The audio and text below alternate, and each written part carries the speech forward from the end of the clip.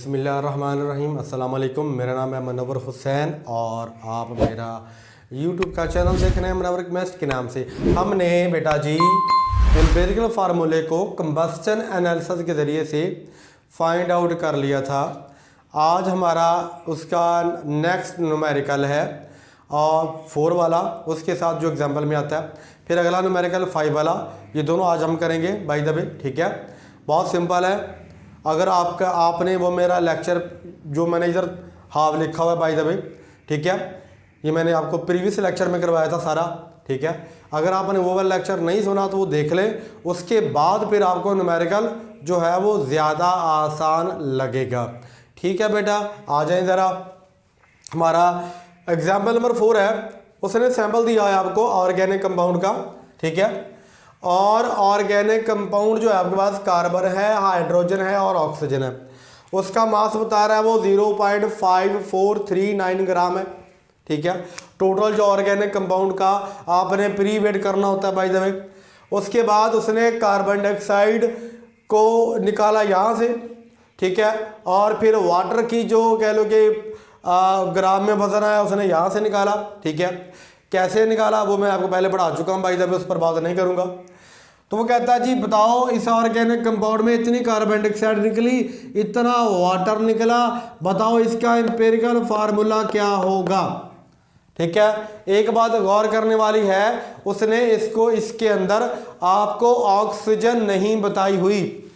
तो अंडरस्टूड सी बात है आपको कि जब आपने कार्बन और हाइड्रोजन को निकाल लेना है, फिर उस दोनों को जमा करने के बाद आपने उसमें से टोटल मास में से उनको माइनस कर देना तो ऑक्सीजन आ जाएगी। ठीक है, उसने 2 का यानी कार्बन डाइऑक्साइड का वाटर का मास दे दिया, ऑक्सीजन का मास आपको नहीं दिया। ठीक है, वो क्यों नहीं दिया वो भी मैंने आपको 2 वजूहात की बुनियाद पर ना ये वाला एक्सप्लेन किया हुआ है इसके पिछले लेक्चर के अंदर। अच्छा, फाइंड क्या करना बेटा आपने, एम्पिरिकल फार्मूला। ये मैंने छोटा सा टेबल बनाया है, आपका जो एनालिसिस ऑफ एम्पिरिकल फार्मूला था ना, उसके अंदर मैंने ये टेबल को बनाना सिखाया था कि कैसे करते होते हैं। जब आपने 4 स्टेप्स के ज़रिए से एम्पिरिकल फार्मूला फाइंड आउट करना होता है ना, तो वही 4 स्टेप्स हैं जो मैंने यहाँ पे लिखे हुए हैं बाय द वे। ठीक है, अब वहाँ पर परसेंटेज आपको वैसे मालूम होती थी, अब परसेंटेज को निकालने का दूसरा तरीकाकार जो है वो कंबस्टन एनालिसिस था, जो मैंने पहले पढ़ लिया इससे प्रीवियस लेक्चर के अंदर। अच्छा, इसमें जो नंबर ऑफ एटम्स है बेटा वो कौन है हमारे पास, आ जाएगा कार्बन, दूसरा आएगा बेटा हमारे पास हाइड्रोजन, तीसरा आएगा हमारे पास ऑक्सीजन। आपको बताया हुआ नहीं है लेकिन आ जाएगा क्योंकि हमारे पास ऑर्गेनिक कंपाउंड में यहाँ पर ऑक्सीजन है। ठीक है, तभी तो बर्न हो रहा है। अच्छा जी, कंपोजिशन हमारे पास अब निकालेंगे आपने, यानी कार्बन की कितनी परसेंटेज में कंपोजिशन है वो फाइंड करनी है, उसका फार्मूला ये लिखा हुआ है। ठीक है, अब ये नहीं है कि मैंने पहले से लेकर यहाँ पर चीप दिया है। ठीक है, ऐसा नहीं है बेटा, एक्चुअली मैंने ये सारा आपको करना सिखाया हुआ है इसके पिछले लेक्चर के अंदर कि कैसे ये हमने लिखना होता है। ठीक है, तो मैंने उसको अरेंज करके बस साथ में ये न्यूमेरिकल तो करवाने हैं। ठीक है, उसका टाइम ज़्यादा हो जाना था, नहीं तो मैंने न्यूमेरिकल साथ ही करवा देने थे। ठीक है, तो कंपोजिशन जो परसेंटेज आपने किसकी निकाली बेटा, कार्बन की। तो उसके लिए बेटा क्या आएगा, मास ऑफ कार्बन डाइऑक्साइड कितना है, देखो मास, कार्बन डाइऑक्साइड का मास है 1.039। ठीक है, ग्राम के अंदर बाय द वे लेना आपने। और ऑर्गेनिक कंपाउंड का मास कितना है बेटा, 0.5439। ठीक है, ऑर्गेनिक कंपाउंड का मास, ऊपर आया कार्बन डाइऑक्साइड का मास, आपने निकाली परसेंटेज किसकी बेटा, कार्बन की।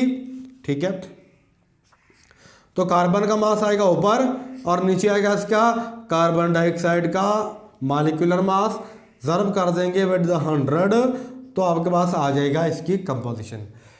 समझ आया बेटा, इसकी कंपोजिशन। चले इसको मैं यहाँ पे लिख लूँगा बाद में। ठीक है, समझ आया। अच्छा, इसी तरह हाइड्रोजन का देखो, वाटर का दिया हुआ मास कितना है आपको, 0.6369 और ऑर्गेनिक कंपाउंड है 0.5439। 0.39 ये फार्मूला सारा लिखा है यहाँ पर भाई। ठीक है बेटा, अब आपने तो निकालना है, ये तो है वाटर का मास, ठीक है, आपने फाइंड करना है हाइड्रोजन को। तो हाइड्रोजन का मास जो होगा वो 2.016 आ जाएगा, डिवाइड करेगा वो वाटर के मॉलिक्यूलर मास के ऊपर और मल्टीप्लाई करेगा विद 100। ये फार्मूला मैंने यहाँ से उठाया हुआ देखो। ठीक है बेटा, इसका आंसर आ जाएगा यहाँ पे। ठीक है, फिर आपने परसेंटेज किसकी फाइंड करनी है, ऑक्सीजन की, और वो क्या आएगा 100% में आपके पास मास आ गया, माइनस कर देंगे परसेंटेज किसकी बेटा, ऑफ कार्बन, प्लस परसेंटेज किसकी बेटा, ऑफ हाइड्रोजन की, इसमें से माइनस कर दोगे आप, ये किया मैंने यहाँ पे। ठीक है, जब बेटा आप इसको इसकी परसेंटेज को माइनस कर दोगे तो हमारे पास इनका ऑक्सीजन की वैल्यू आ जाएगी। अब ज़रा इसको सॉल्व करते हैं। 1.039, ठीक है, इसको तकसीम किया 0.5439 के ऊपर। ठीक है, तो बेटा इसका आंसर जो आता है वो आता है 52.108% ठीक है आ जाएगी। ये इसका आंसर आया, परसेंटेज ऑफ कार्बन। इसी तरह 0.6369, ठीक है बेटा, इसको डिवाइड किया ऑर्गेनिक कंपाउंड के ऊपर, फिर हाइड्रोजन की निकालनी थी उसको, और वो वाटर में से निकालनी थी, तो वाटर में से वो निकालने के बाद बेटा इसका जो आंसर आता है हमारे पास वो होता है जी, कितना है जी, 13.11 आता है। ठीक है, यानी 13.11, ये भी परसेंटेज में आ गई। ठीक है, अब देखो ये भी परसेंटेज मेरे पास किसकी आ रही बेटा, परसेंटेज ऑफ हाइड्रोजन की। अब क्या करो, इन दोनों को जमा कर दो और इसमें से माइनस कर दो, यानी सिंपली अब ये करेंगे 100, ठीक है, माइनस आएगा आपके पास, ये था 52.108 प्लस 13.11, इन दोनों को जमा करो, 100 में से माइनस कर दो, देख लो कितना बनता है। ठीक है, 30 हमारे पास आ रहा है बेटा 34 पॉइंट, यानी 34 पॉइंट कितना बनता है, 34.78, ठीक है, 78% बन गई। किसकी बेटा परसेंटेज है, अब ये परसेंटेज आपके पास जो आ रही है बेटा, ये आ रही है आपके पास ऑक्सीजन की। सबसे पहला काम कंबस्टन एनालिसिस के बाद जो डाटा आया होता है उसको फार्मूला लगाना अपने, कार्बन की परसेंटेज फाइंड करने के लिए, हाइड्रोजन की परसेंटेज फाइंड करने के लिए और ऑक्सीजन की परसेंटेज फाइंड करने के लिए। क्या मेरी बात समझ आई बेटा, हमने परसेंटेज फाइंड कर ली किसकी, कार्बन की। कार्बन के इस कंपाउंड में इतनी परसेंटेज आती है, हाइड्रोजन की इतनी परसेंटेज आती है, ऑक्सीजन की इतनी परसेंटेज आती है। इसके बाद जो अगला स्टेप होता है वो होता है ग्राम एटम्स फाइंड करना या मोल्स फाइंड करना। ये भी मैंने आपको पहले सिखाया हुआ है कैसे फाइंड करते हैं। ठीक है, देखो percentage of carbon in that compound is 52.108, divide करना अपने इसके मास के ऊपर। ठीक है, फिर आएगा percentage of hydrogen 13.11 divided by 1.008 which is atomic mass of hydrogen. फिर आएगा ऑक्सीजन का एटॉमिक मास है यहाँ पर 34.78 और इसका आएगा 16 जो इसका क्या लोगे ना मास होता है। ठीक है, इसको बेटा सॉल्व करें, इसको सॉल्व करें और इसको सॉल्व करें। 52.108 बेटा इसके हमारे पास आते हैं, इसके आंसर आता है 4.34 ग्राम एटम्स, या बेटा आप इसको लिखोगे क्या बोला, मोल्स। ठीक है, या आप इसको सिंपली क्या लिखोगे बेटा, और मोल्स। 4.34 ग्राम एटम्स और मोल्स। इसके बेटा हमारे पास 13.11 आ जाएंगे, एक बार तकसीम हुआ तकरीबन ना, तो ये मेरे पास आ जाएंगे बेटा इसके ग्राम एटम्स, या आप सिंपल इसको क्या लिख सकते हो बेटा, मोल्स। इसी तरह आपने 34.78 को डिवाइड किया है बेटा जी 16 के ऊपर, तो इसका आंसर आएगा 2.17। अगेन ये मेरे पास आएगा ग्राम एटम्स के अंदर, या बेटा क्या आएगा आपके पास, ये मोल्स आ जाएंगे। क्या मेरी बात समझ आई? तो हमने ये देख लिया कि कार्बन के 13 मोल, सॉरी हाइड्रोजन के, और ऑक्सीजन के तकरीबन 2 मोल, और इसके 4.34 या 4 मोल इतने बन रहे हैं इस कंपाउंड के अंदर। क्या मेरी बात समझ आई बेटा? या ग्राम एटम्स आप लोग इसको कह सकते होते हैं, ठीक है। अच्छा, इसके अगला स्टेप जो हमारे पास होता है वो अपन डिटरमाइन करना होता है एटॉमिक रेशियो को, और वो कैसे करते हैं मैंने बताया हुआ है आपको बेटा, ठीक है। जब आपको मैंने 4 स्टेप्स पढ़ाए थे एम्पिरिकल फार्मूले को फाइंड करने वाले, उसमें जो लास्ट वाला स्टेप था वो ऐसे था कि आपने एटॉमिक रेशियो को फाइंड करना है। कैसे? तीनों या जितने भी आपके पास एलिमेंट हैं उनमें सबसे छोटी जिसकी वैल्यू आई है या जिसके सबसे थोड़े नंबर ऑफ मोल्स आए हैं उस पर सभी को डिवाइड कर देना, ठीक है। तो यहां पर गौर करो, आपके पास जो सबसे कम वैल्यू आती है वो किसकी है बेटा? ऑक्सीजन की। So you have to divide किसके ऊपर? कार्बन को 4.34 डिवाइडेड बाय 2.17, जो कि इसमें से और इसमें से, इन तीनों में ये सबसे छोटा है, तो इन तीनों को इस सबसे छोटे पर डिवाइड कर देंगे। इस तरह 13.11 को डिवाइड करोगे 2.17 पे, अगेन 2.17 को डिवाइड करोगे 2.17 पे, ठीक है। ये तो सिंपल कट के बेटा आ जाएगा क्या बोला? 1। इसकी रेशो अब देखो क्या आ रही है, ये तकरीबन ये 4 है, ये 2 है, ये 2 आ जाएगी, 2 गुना 7 ऊपर 34 आ जाएगा, और ये 13 है, ये 6 से थोड़ी सी ऊपर होगी। देखो जवाब क्या आता है हमारे पास, आता है जी उसकी वैल्यू 2 ही आती है, यानी इसकी वैल्यू 2 ही आती है। सही बोला आपने। ये 2.17 है, ये 13.11 है, ठीक है। इसकी तकरीबन वैल्यू 6 आ जाती है, 2 गुना आ जाती है ना, तकसीम की है ना, आपने 12 कर लो तो आ जाएगा। ये 2 से थोड़ा सा ज़्यादा 0.17 है, वो 0.11 है, ठीक है। तो इसका बेटा आंसर हम आपके पास आता है क्या बोला? इसकी वैल्यू आती है 2, यानी पहले की, दूसरे की बेटा आती है 6, और ऑक्सीजन की बेटा आती है 1। तो ज़रा बताओ ये किसका था? कार्बन का। ये किसका था? हाइड्रोजन का। ये किसका था? ऑक्सीजन का। तो यहाँ पर लिख नहीं सकते कार्बन, हाइड्रोजन, ऑक्सीजन की जो रेशो है वो कार्बन की 2, हाइड्रोजन की 6 और ऑक्सीजन की 1। यही इसका क्या आ गया बेटा? एम्पिरिकल फार्मूला C2H6O1 लिख लें, ठीक है, ना लिखे आपकी मर्जी। C2H6O, ठीक है, that is the empirical formula of that given compound. समझ आया? अब मैं जल्दी से आपको एग्जाम्पल नंबर 5 करवाने लगा हूं। हाँ जी बेटा, हमने एग्जाम्पल नंबर 4 कर लिया है, अब 5 का डाटा मैंने लिख दिया, ठीक है। और मॉलिक्यूलर फार्मूले वाली एग्जाम्पल है ये। मॉलिक्यूलर फार्मूला क्या होता है और एम्पिरिकल फार्मूला क्या होता है, दोनों में क्या डिफरेंस होता है, ये सारा मैं आपको पहले 2 लेक्चर्स के अंदर बता चुका हूँ, ठीक है। तो वहाँ पर जाकर देख लें, अलग से बात नहीं करेंगे इसके ऊपर, ठीक है।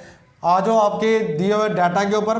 आपको सैंपल दे दिया, कोई भी ऑर्गेनिक कंपाउंड है, उसका आपको टोटल मास भी बता दिया कंपाउंड का 110.15 ग्राम पर मोल है।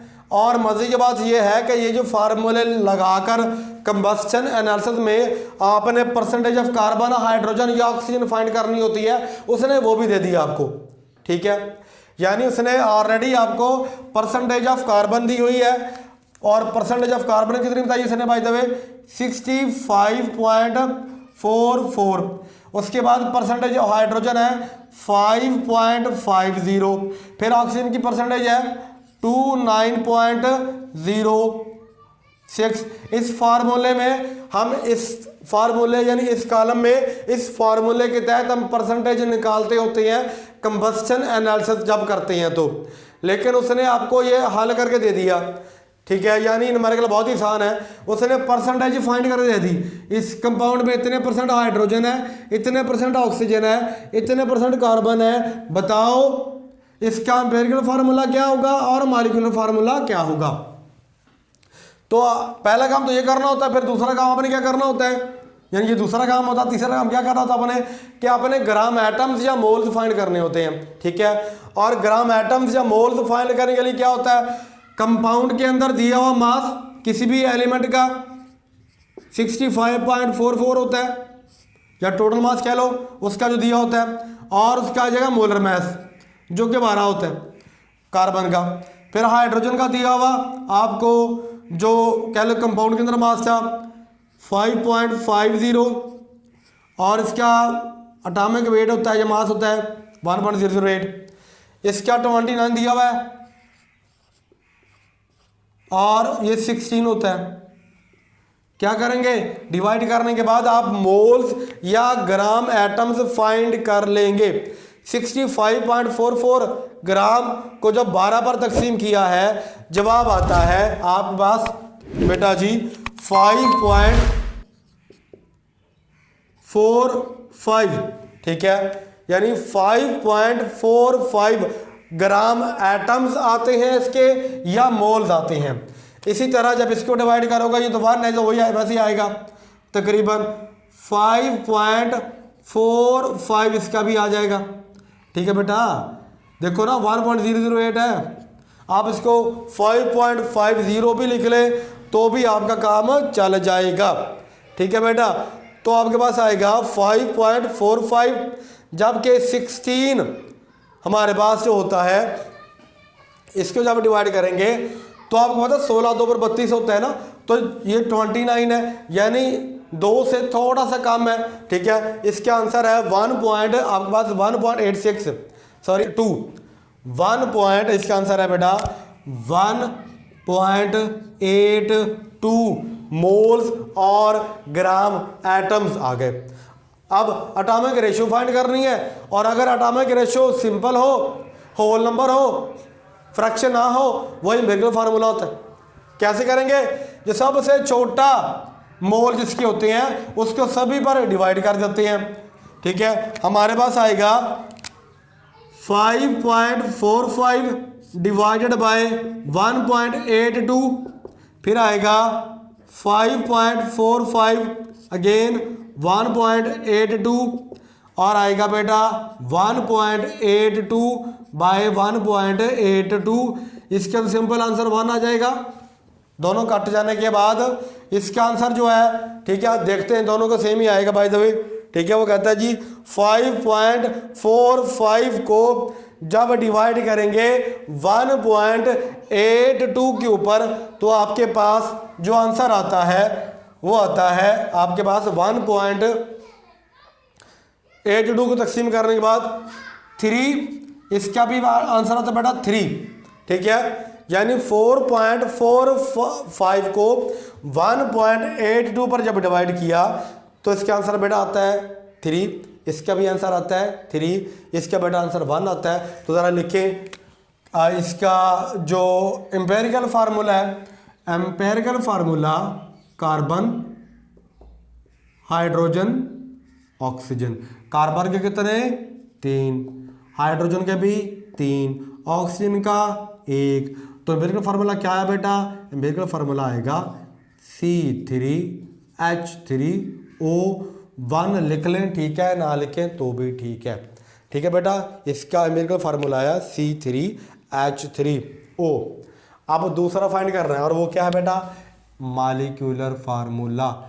ये मैं आपको पहले ही पढ़ा चुका हूं कैसे फाइंड करते हैं, जब हमने एनालिसिस वाला टॉपिक पढ़ा था ना, परसेंटेज वाला, ठीक है। उसके बाद आता है एम्पिरिकल फार्मूले वाला। एम्पिरिकल फार्मूले में मैंने आपको साथ में मॉलिक्यूलर फार्मूला कैसे निकालते हैं, सूटेबल डिजिट जो n होता है वो कैसे निकालते हैं, सारा बताया है। ठीक है, तो वहाँ पर जाकर बेशक देख ले। तो यहाँ पर भी फाइंड कर लेंगे, मुश्किल नहीं है। हमारे पास होता है बाय द वे बेटा जी n is equal to molecular formula mass divided by empirical formula mass, ये होता है। समझ आया मैं क्या कह रहा हूं? Molecular formula mass divided by empirical formula mass, divide करने के बाद जो आंसर आएगा वो सूटेबल डिजिट होगा। उस डिजिट को आपने इसके साथ ज़रब दे देनी, चुप करके, कोई बात करनी नहीं यार। ठीक है, मॉलिक्यूलर मास फार्मूला मास कितना दिया उसने दिया हुआ है 110.15 ग्राम पर मोल। ठीक है, ओके। अब एम्पिरिकल फार्मूला मास निकालो जरा इस वाले का। प्यारे बच्चों, कार्बन के 12 होते हैं तो 12 3 पर 36, ठीक है ना। हाइड्रोजन के 3 आ गए, ऑक्सीजन के 16, जमा कर लो। 36 जमा 3 कितने बने? 39। ऐसे ही है। 39 में क्या करो बेटा, जमा 3 है, सॉरी, हाँ ठीक है 39 में क्या जमा करो? 16। तो 40 में अगर करेंगे तो 56, तो 55 आएगा इसके आंसर। क्या ख्याल है क्यों बच्चे? इसका आंसर आता है 55। ठीक है, वो अगर अशारी में लिखेंगे, ठीक है, ये 1.008 होता है ना, ठीक है ना, तो इसका आंसर थोड़ा सा ज्यादा आ जाएगा 3 से। ठीक है, प्रीसाइजली अगर लिखें हम तो इसका आंसर कितना आएगा बेटा हमारे पास? 55.024 आ जाएगा, क्योंकि मैंने यहां पर 3 लिया है, ये एक्चुअली 1.008 को 3 से ज़रब देंगे ना तो 3 अशारिया समथिंग आ जाएगा, यानी थोड़ा सा ज़्यादा आएगा 3 से। ठीक है, उस वजह से इसका आंसर आता है 55.025 which is the atomic weight, sorry not atomic weight, molecular weight of that empirical formula. ठीक है ना, इस जो एम्पिरिकल फार्मूला है इसका ये वेट आ रहा है, इसके नीचे रख दो, सिंपल n आ जाएगा 55.024। प्यार बच्चों गौर करो, इस अशारे को ख़त्म कर दो, ये 55 है, ये 110 है, तो 55 जमा 55 कर दो, या 55 को 2 से मल्टीप्लाई करो प्यारे बेटे, तो क्या आ जाएगा आपके पास? ये आ जाएगा। ऐसा ही है ना, 110 को 55 पर तकसीम कर दिया, 2 आंसर आ जाएगा। 55 को 2 से मल्टीप्लाई करो, 110 आ जाएगा। समझ आया? जो इसको इस वाले पे डिवाइड किया, जवाब क्या बेटा? 2। ये जो 2 है ये n है। ठीक है, अब ज़रा मैं ऐसे, मैंने आपको पहले बताया था, अगर आपको याद पड़ता हो भाई, आप इसको दे ले हो तो आएगा ये वाला molecular formula mass is equal to n ज़रब एम्पिरिकल फार्मूला मास, ये आ जाएगा बेटा आपके पास। अच्छा, एम्पिरिकल फार्मूला मास बेटा हमारे पास, एम्पिरिकल फार्मूला वैसे क्या था? ठीक है, एम्पिरिकल फार्मूला क्या था?